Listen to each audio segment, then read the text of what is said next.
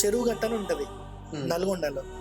మనకి ఛాయ సోమేశ్వర ఆలయం అనేది చాలా ఫేమస్. శివలింగం వెనక షాడో పడుతుంది పిల్లర్ది అని చెప్తుంటారు.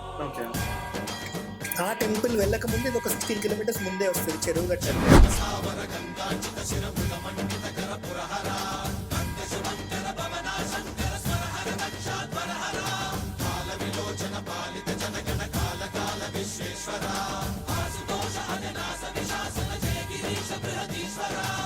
భూమి మీద పరశురాముడు పెట్టిన ప్రతిష్ఠించిన చివరి శివలింగం చెరువు గట్టులో ఉంది. ఎంతమందికి తెలుసు?